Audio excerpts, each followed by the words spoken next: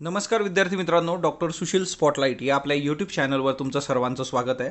आज 26 जानेवारी सर्व स्पॉटलाईट फॅमिलीच्या मेंबर्सना प्रजासत्ताक दिनाच्या खूप खूप शुभेच्छा. आजच्या चालू घडामोडींचं विश्लेषण बघण्याआधी डॉक्टर सुशील स्पॉटलाईटला टेलिग्रामवर फॉलो करण्यासाठी डिस्क्रिप्शनमधील लिंक तुम्ही वापरू शकता. फेसबुकवरही आपला ग्रुप आहे, तिथेही फॉलो करू शकता. स्पॉटलाईट रायटिंग फोरमला जॉईन करण्यासाठी स्पॉटलाईट रायटिंग फोरम @gmail.com या मेलवर तुम्ही मेल करू शकता. आणि IAS मेन्स करता डेली आन्सर रायटिंग, विकली GS एसे, मराठी इंग्रजी निबंध जे आहेत MPSC मेन्स करता त्यामध्ये एनरोल करू शकता. Spotlight year book, spotlight MCQ book याला जो तुमचा रिस्पॉन्स आहे त्यासाठी खूप खूप आभार. स्पॉटलाईटची दोन्ही पुस्तकं जी आहेत ती पोस्टल सर्व्हिसने तुम्हाला के सागरसाठीचा नंबर आहे 9923906500. स्कॉलरचा जो नंबर आहे बघा पोस्टल सर्व्हिससाठी तो 8446430119. ऑनलाईनचा जर विचार केला तर kesagarOnline.com, ॲमेझॉन, Cart91 आणि फ्लिपकार्ट, तर या सर्व ऑनलाईन प्लॅटफॉर्मवर ते उपलब्ध आहेत. आजची जी पहिली न्यूज आहे ती पद्म पुरस्कारांसंबंधीची आहेत.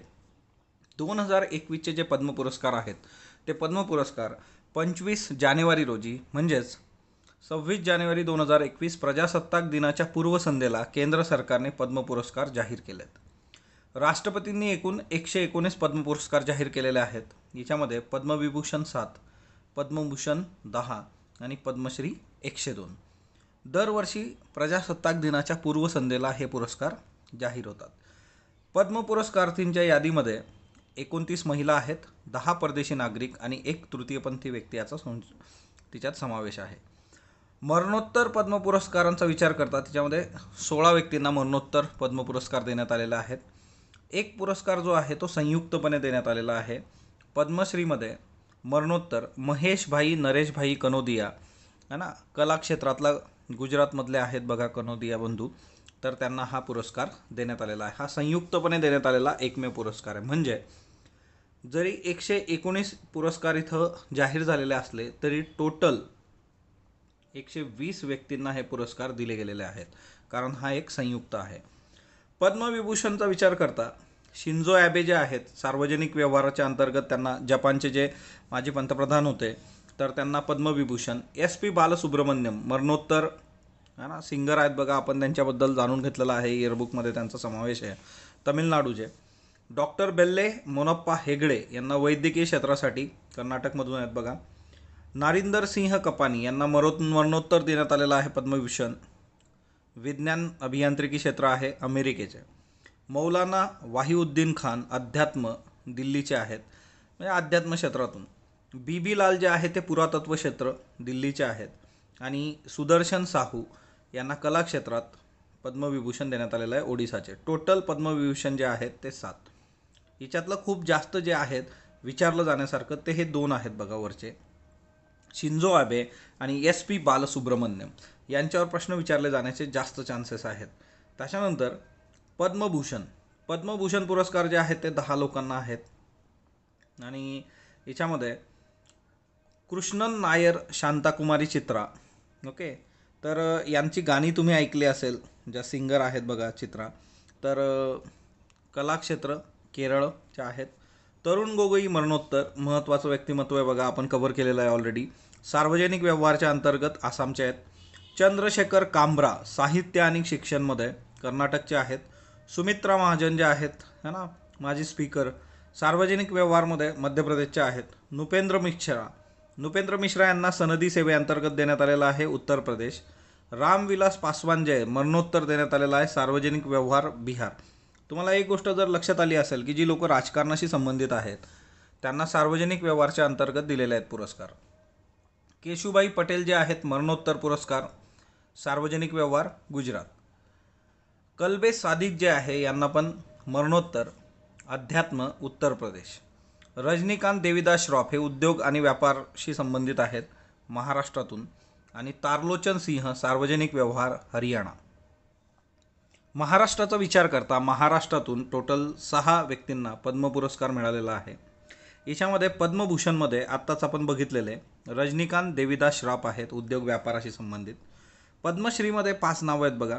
सिंधुताई सपकाळ सामाजिक कार्य, गिरीश प्रभुने सामाजिक कार्य, नामदेव कांबळे साहित्य, परशुराम गंगावणे लोककला आणि जशवंतीबेन पोपट उद्योग क्षेत्र. सो टोटल महाराष्ट्रातून 6 व्यक्तींना पद्म पुरस्कार मिळालेले आहेत. 1 पद्मभूषण आणि 5 पद्मश्री. तुम्ही बघू शकता रजनीकांत श्राफ यांना पद्मभूषण आहे. बाकी जे सगळे आहेत, सिंधुताईंना अख्खा महाराष्ट्र आपण ओळखतो है ना. त्याच्यानंतर गिरीश प्रभुणे आहेत सामाजिक कार्य. नामदेव कांबळे आहेत, यांना साहित्यासाठी मिळालेलं आहे बघा.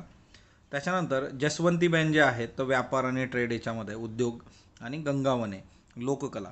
आता गिरीश प्रभुणे जे आहेत तर ते उपेक्षित आणि वंचित वर्गासाठी कार्यरत आहेत. पारधी भटक्या विमुक्तांच्या व्यथा वेदना त्यावर उपाययोजना करण्याचे कार्य ते करतात. परशुराम गंगावणे सिंधुदुर्ग जिल्ह्यामध्ये कुडाळजवळ पिंगुडी नावाचं त्यांचं गाव आहे. या गावात ठाकर आदिवासी लोककला अंगण त्यांनी गोठ्यामध्ये सुरू केलेलं आहे. लोककला ज्या आहेत त्या जगल्या पाहिजेत यासाठी ध्यास घेऊन कार्यरत आहे. जे काय फोक आर्ट आहे तर त्याच्यासाठी काम करणारी फार कमी लोक आता उरलेली आहेत. तिच्यातले हे परशुराम गंगावणे एक महत्त्वाचे आहेत. पद्म पुरस्कारांचा जर तुम्ही विचार केला तर दरवर्षी प्रजासत्ताक दिनाच्या आदल्या दिवशी संध्याकाळी हे जाहीर केले जातात. याची सुरुवात 1954 मधून झाली. भारतातील सर्वोच्च नागरी पुरस्कारांपैकी एक पुरस्कार हा आहे, म्हणजे पद्मश्री, पद्मभूषण, पद्मविभूषण आणि जो सर्वोच्च आहे तो भारतरत्न. सर्व क्षेत्रातील कार्यांचा गौरव तसेच लोकसेवा हा घटकही याच्यात अंतर्भूत घेतला जातो. पद्म पुरस्कार 3 गटात दिले जातात बघा. एक आहे पद्मविभूषण, दुसरा आहे पद्मभूषण, तिसरा आहे पद्मश्री. एक कमेंट पण होती आपल्या याच्यावर की हे पद्मश्री पद्मभूषण सांगा, तर तिच्यामध्ये एवढं लक्षात ठेवा, पद्मश्री प्रतिष्ठित सेवेकरता दिला जातो. डिस्टिंग्विश्ड सर्व्हिस, उच्चस्तरीय प्रतिष्ठित सेवेकरता पद्मभूषण है ना, हाय लेवल डिस्टिंग्विश्ड सर्व्हिस. आणि पद्मविभूषण जे आहे ते अपवादात्मक आणि प्रतिष्ठित सेवेकरता म्हणजेच एक्सेप्शनल अँड डिस्टिंग्विश्ड सर्व्हिस त्याच्याकरता दिलं जातं. आता याच्यात कुठले कुठले क्षेत्र आहे? कला, सामाजिक कार्य, लोकसेवा, सार्वजनिक व्यवहार, विज्ञान, अभियांत्रिकी, व्यापार, वाणिज्य, वैद्यकीय क्षेत्र, साहित्य, क्रीडा, शिक्षण, सनदी सेवा इत्यादी सर्व क्षेत्रांचा याच्यामध्ये जवळपास समावेश करण्यात आलेला आहे. आता हे जे पुरस्कार्थी आहे यांची जी निवड आहे ती पद्मश्री पुरस्कार समितीतर्फे केली जाते. पंतप्रधान दरवर्षी ही समिती गठीत करतात. पद्म पुरस्कारांचं वाटप जे आहे ते दरवर्षी मार्च-एप्रिल महिन्यात राष्ट्रपतींच्या हस्ते केलं जातं. पद्म पुरस्कार संख्या जी आहे की किती लोकांना देऊ शकता तुम्ही वर्षी, तर दरवर्षी मरणोत्तर परदेशी नागरिक NRI OCI यांना सोडून जास्तीत जास्त 120 पुरस्कार जाहीर केले जाऊ शकतात. म्हणजे याच्यामध्ये मरणोत्तर परदेशी नागरिक NRI OCI यांना सोडून 120 मॅक्झिमम जे आहे ते तुम्ही करू शकता. याचा अर्थ काय होतो की याच्यामध्ये जर तुम्ही मरणोत्तर NRI OCI परदेशी नागरिकांचा विचार केला तर 120 पेक्षा जास्त हे होऊ शकतात. ओके. पद्म पुरस्कारांचा वापर पुरस्कार्थी स्वतःच्या नावासमोर करू शकत नाही, म्हणजे पद्मश्री XYZ असं नाही करता येत. भारतीय संविधानाचं कलम 18 तुम्हाला माहीत आहे काय? बरं कलम मला सांगाल कमेंट बॉक्समध्ये. त्यानंतर हे दोन ना द हिंदूने दिलेले चेहरे आहेत बघा, की फॉर्मर मिनिस्टर बिजोया चक्रवर्ती आणि म्युझिशियन बॉम्बे जयश्री, तर यांनासुद्धा पद्मश्री मिळालेला आहे. म्हणजे जे खूप पॉप्युलर वगैरे असतात लोक तर त्यांची फोटो, जसं शिंजो आबेंचा फोटो आहे, SP बालसुब्रमण्यम यांचा फोटो तुम्हाला पेपरात बघायला मिळेल. ओके. सो बिजोया चक्रवर्ती, आणि बघा ती एकदम राजकारण्याची नजर, म्हणजे तो पत्रकार पण इतका प्रॉपर आहे की त्यांनी तो फोटो एकदम प्रॉपर निवडलेला आहे. ओके. त्याच्यानंतर भारत चीनमध्ये परत एकदा 20 जानेवारीला चकमक झाली होती. 20 जानेवारी 2021. कुठं झाली होती? तर नाकुला सेक्टरमध्ये झाली होती. नाकुला कुठं येतं? तर सिक्कीममध्ये येतं. नाकुलामध्ये 9 मे 2020ला सुद्धा चकमक झाली होती. ओके. सो नाकुलाला ही दुसरी चकमक आहे 5 मे नंतर, म्हणजे 5 मे 2020. 5 मे 2020 नंतर भारत चीन जे आहे, इंडिया चायना, तर हा वाद सुरू झाला किंवा इंडिया चायना इश्यू सुरू झाला. आणि 9 मेला नाकुलाला चकमक झाली होती. त्याच्यानंतर 20 जानेवारी 2021 परत नाकुलाला चकमक झाली. आता भारत चीन सिक्कीममधलं जे नाकुला आहे 20 जानेवारी 2021, तिथं चीनी सैनिकांनी काय केलं होतं की भारतीय हद्दीमध्ये घुसण्याचा प्रयत्न केला आणि त्यांना भारतीय जवानांनी रोखलं नाकुला सिक्कीम येथे. या चकमकीत दोन्ही देशाचे सैनिक जे आहेत ते जखमी झालेत. दोन्ही देशांच्या कमांडर पातळीवर हा जो पेच आहे तो सोडवण्यात आला. 9 मे 2020 रोजी नाकुला सिक्कीम येथे चकमक झाली होती आणि 5 मे 2020 पासून हा सगळा जो काही इश्यू सुरू झाला तो सोडवण्यासाठी लष्करी अधिकारी पातळीवर 26 जानेवारी 2021 पर्यंत टोटल चर्चेच्या 9 फेऱ्या झालेल्या आहेत, पण तिच्यातून आपल्या हाताला अजून काहीही लागलेलं नाही. शौर्य पुरस्कारांचा जर विचार केला तर कर्नल संतोष बाबू यांना महावीर चक्र जाहीर झालेलं आहे. 15 जून 2020 रोजी गलवानचं जे खोरं आहे त्याच्या संघर्षामध्ये चीनी सैनिकांचा हल्ला परतवून लावणाऱ्या जवानांच्या तुकडीचं नेतृत्व करत प्राणांची आहुती देणाऱ्या कर्नल संतोष बाबू यांना महावीर चक्र जाहीर झालं. आता आपल्या चॅनलवर गलवान खोरं काय आहे, त्याचं नाव गलवान का पडलं, हे सगळे डिटेल्स आहेत, ते तुम्ही बघणं अपेक्षित आहे. रेरा संबंधी पण आज एक लोकसत्ताला आर्टिकल आहे, त्याचं लेक्चर ऑलरेडी आपलं झालं होतं, ते लेक्चर मी शेअर केलेलं आहे टेलिग्रामला. गलवान खोरं वगैरे चीनचा जो काही वाद आहे ते सगळे लेक्चर्स आपल्या याच्यावर आहेत, जस्ट तुम्ही ते बघू शकता, किंवा इयरबुकमध्ये त्या सगळ्या गोष्टी आपण खूप प्रॉपरली कव्हर केलेल्या आहेत. कर्नल संतोष बाबू जे आहेत ते 16व्या बिहार रेजिमेंटचे कमांडिंग अधिकारी होते. महावीर चक्र बघा, 26 जानेवारी 1950 पासून सुरू झालेलं आहे शौर्य चक्र. भारतातलं दुसऱ्या क्रमांकाचा शौर्य पुरस्कार आहे बघा हा. ओके, आणि पहिला जो आहे तो परमवीर चक्र आहे. म्हणजे याचा जर तुम्ही सिक्वेन्स बघितला तर परमवीर चक्र, महावीर चक्र आणि वीर चक्र असं आहे. जमीन, जल आणि आकाशात असामान्य प्रतिभा, वीरतेसाठी हे दिलं जातं. महावीर चक्र पुरस्कारार्थींना त्यांच्या आश्रितांना दर महिन्याला 10,000 रुपये मिळतात. म्हणजे जर मरणोत्तर असेल, आता मरणोत्तरही हा पुरस्कार दिला जातो, मग मरणोत्तर जर दिलं असेल तर त्यांचे जे आश्रित आहेत, त्यांचं जे कुटुंब आहे, त्यांना दरमहा 10,000 रुपये. आणि जे काही जर ती व्यक्ती हयात असेल तर त्यांना तो मिळणार. आता याच्यामध्ये जमीन पण दिली जाते बघा, लँड पण दिली जाते, पण लँडचा जो इश्यू आहे तो स्टेटनुसार वेगवेगळा आहे. ओके, कर्नल संतोष बाबू तुमच्या समोर आहेत बघा. कर्नल संतोष बाबू है ना, तो फोटो आपण ऑलरेडी बघितला होता है ना. महावीर चक्र जे आहे तर असं असतं बघा, हिच्यावर लिहिलेलं आहे वरती महावीर चक्र, खाली पण लिहिलेलं आहे इंग्लिशमध्ये, वरती देवनागरी, खाली इंग्लिश, आणि इथं साईडला जे असतं ना ते कमळ असतं बघा हे. ओके, तरी लोटस आहे दोन्ही साईडला. ओके, सो हे महावीर चक्र आहे. वीर चक्र पण जाहीर झालेलं आहे. गलवान खोऱ्यात जो संघर्ष झाला होता 15 जून 2020, त्या जवानांना तिथल्या वीर चक्र दिलं गेलं, की जे जे साहस त्यांनी दाखवलं तिथं. तो मरणोत्तर वीर चक्र कुणाकुणाला आहे? नायब सुभेदार नदुराम सोरेन, हवालदार गनर के पलानी, नाईक दीपक सिंग, शईपाई गुरतेज सिंग. वीरचक्र इतर जे आहेत है ना हयात असलेले, हवालदार तेजिंदर सिंग, 3 मीडियम रेजिमेंट. आता बघा, ही नावं तुम्हाला विचारली जातील का, तर ही नावं परीक्षेत विचारले जाण्याचे चान्सेस कमी आहेत. कर्नल संतोष बाबूंवर प्रश्न येण्याचे चान्सेस खूप जास्त आहेत, पण ही बाकीची नावं शक्यतोवर नाही विचारली जाणार. हे कशाच्या बेसिसवर आपण सांगतोय, तर प्रिव्हियस इयर क्वेश्चन पेपर्स ज्या पद्धतीने आयोग पेपर सेट करतं, तर शौर्य चक्रांच्या बाबतीत खूप काही प्रश्न आपल्याला आजवर दिसत नाही. वीरचक्र जे आहे भारतातला 3ऱ्या क्रमांकाचा शौर्य पुरस्कार आहे. हे बघा तिथं हे करून दिलेलं आहे, महावीर चक्र, मग वीर चक्र, सॉरी परमवीर चक्र, मग महावीर चक्र आणि मग वीर चक्र असं असतं. 26 जानेवारी 1950ला याची स्थापना आहे. हिच्यामध्ये इथेच आहे बघा, जमीन, जल, आकाशामध्ये शत्रूच्या उपस्थितीमध्ये असामान्य शौर्य दाखवल्याबद्दल दिलं जातं. वीरचक्र विजेते किंवा त्यांच्या आश्रितांना दर महिन्याला 7,000 रुपये इतकं आर्थिक योगदान मिळतं. आणि म्हणजे महावीर चक्राला ही अमाऊंट होती 10,000, वीरला 7,000. आणि हिच्यामध्ये सुद्धा जमीन दिली जाते, लँड, तर तो इश्यू पण स्टेटनुसार वेगवेगळा आहे. हे वीर चक्र आहे बघा तुमच्यासमोर, वीर चक्र. इथं लोटस आहे, सेमच आहे, वरती महावीर असतं, इथं वीर चक्र आहे, हे त्याची बॅक साईड आहे. त्याच्यानंतर राष्ट्रीय बाल पुरस्कार. राष्ट्रीय बाल पुरस्कार 25 जानेवारी 2021 देशातल्या 32 मुलांना दिले गेले. 32 पैकी 5 मुलं महाराष्ट्रातली आहे. कोण जाहीर करतं, तर केंद्रीय बाल आणि विकास, महिला आणि बाल विकास मंत्रालय जे आहे तर ते हे पुरस्कार जाहीर करतं. याच्यामध्ये शौर्य, संशोधन, कला, ज्ञानार्जन, क्रीडा या क्षेत्रामध्ये उत्कृष्ट कामगिरी करणाऱ्या मुलांना हा पुरस्कार मिळतो. महाराष्ट्रातले 5 राष्ट्रीय बाल पुरस्कार्थी कोण आहेत मग? 1 श्रीनभ अग्रवाल संशोधनासाठी. नागपूरचा बाल नवसंशोधक आहे, ज्यांनी पिकांचं नुकसान करणाऱ्या येलो मोझॅक विषाणूचा नाश करू शकण्याचा प्रयोग केला. अर्चित पाटील, जळगावच्या अर्चितने प्रसूती पश्चात रक्तस्रावामुळे माता मृत्यूचं प्रमाण रोखण्यासाठी संशोधन केलं. अर्चित पाटील संशोधन. सोनित सिसलेकर पुण्याचे आहेत, सोनित ज्वालामुखीचा अभ्यासक आहे. कामेश्वर वाघमारे शौर्य पदक शौर्यासाठी. याला ज्ञानार्जनासाठी आहे बघा. सोनित सिसोलेकरला ज्ञानार्जन, वरचे दोघं जे आहेत त्यांना संशोधन, आणि कामेश्वर वाघमारे शौर्य. नांदेडच्या कामेश्वरने नदीत बुडणाऱ्या दोघांचे प्राण वाचवले होते. 13 वर्षाचा आहे बघा Kameshwar.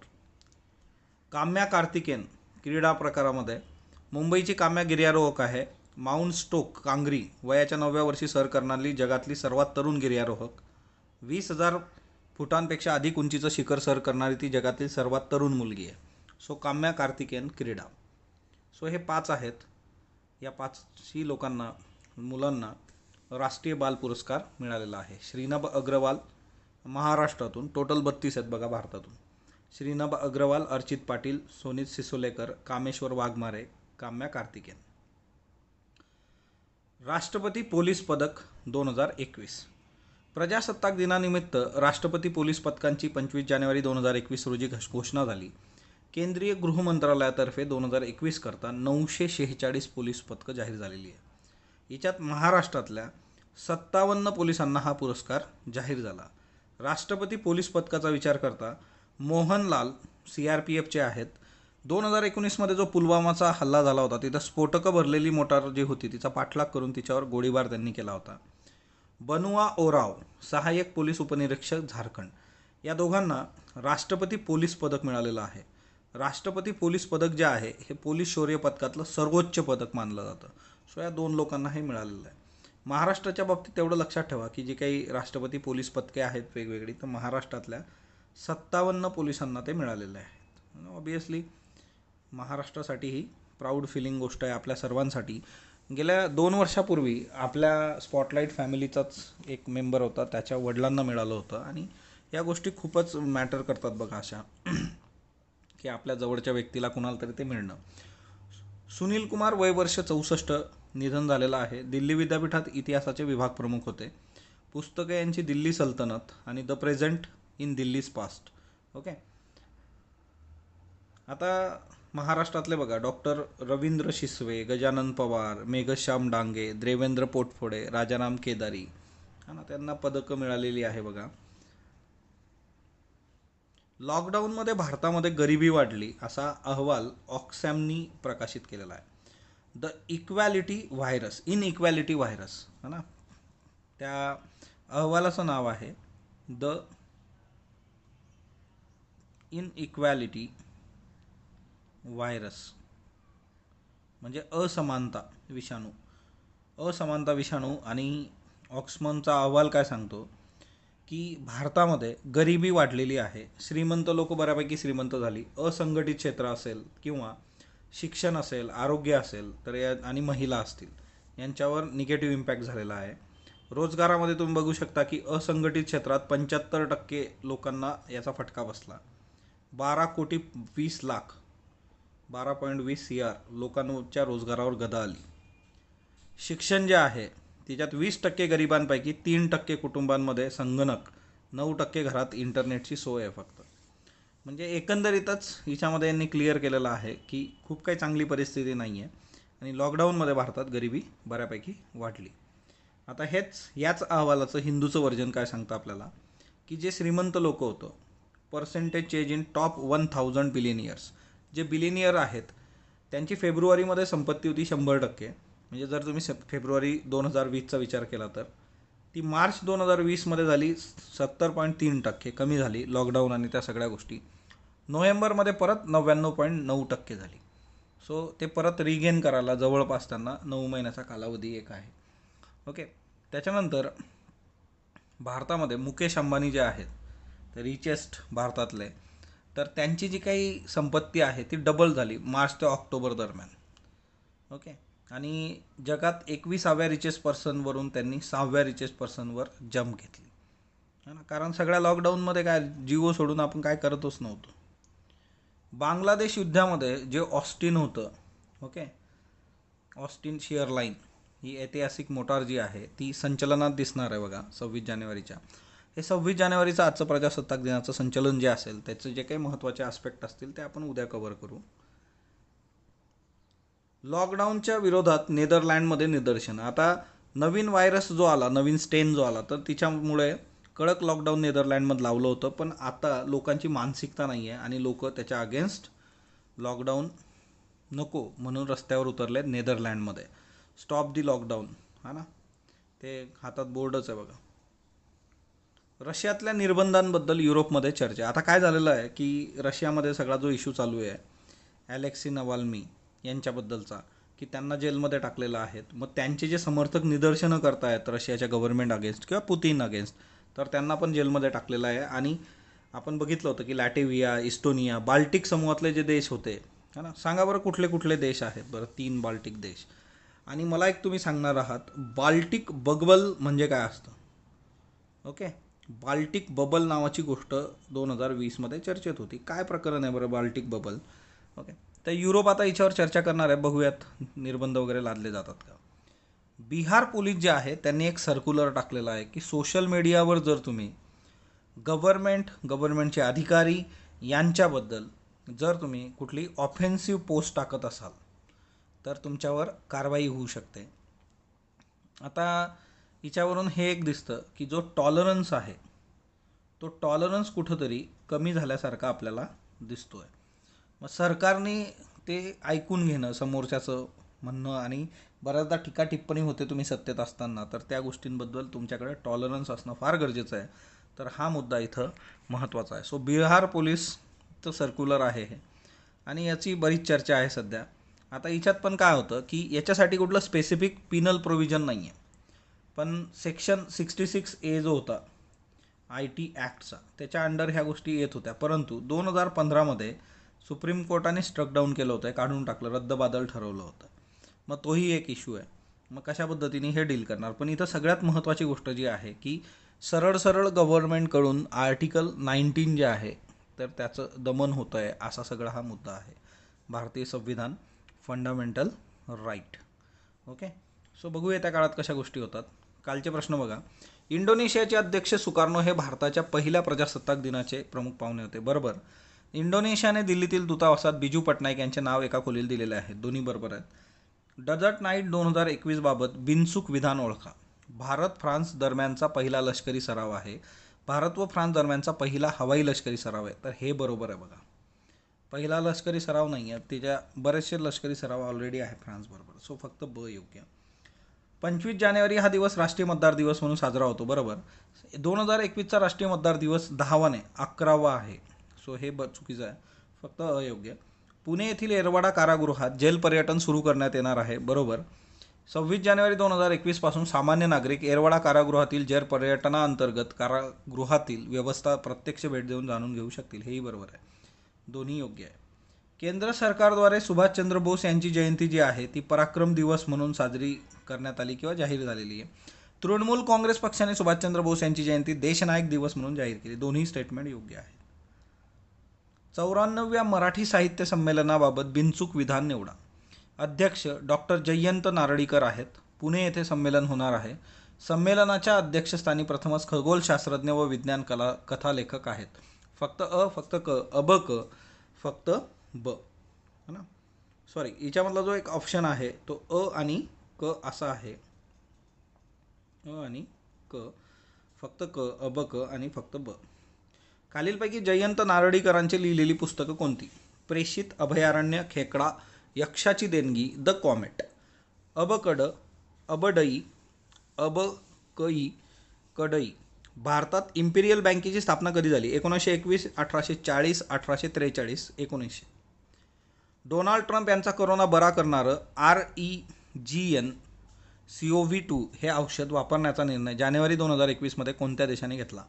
Germany, Japan, Argentina, France. 25 जानेवारी रोजी राष्ट्रीय पर्यटन दिन साजरा केला जातो. 27 सप्टेंबर रोजी जागतिक पर्यटन दिन साजरा केला जातो. फक्त अयोग्य, ब योग्य, दोन्ही योग्य, यापैकी नाही. भारताने कोरोना लस पुरवली म्हणून कोणत्या देशाच्या अध्यक्षांनी संजीवनी बुटी घेऊन जाणाऱ्या हनुमानाचं चित्र ट्विटरवर पोस्ट केलं? भूटान, नेपाळ, बांगलादेश, ब्राझील. याचे उत्तर तुम्ही कमेंट बॉक्समध्ये देणार आहात. स्पॉटलाईटला जो तुम्ही प्रतिसाद देता त्याबद्दल मी आपला आभारी आहे. स्पॉटलाईटला लाईक करा, शेअर करा, सबस्क्राईब करा. धन्यवाद विद्यार्थी मित्रांनो.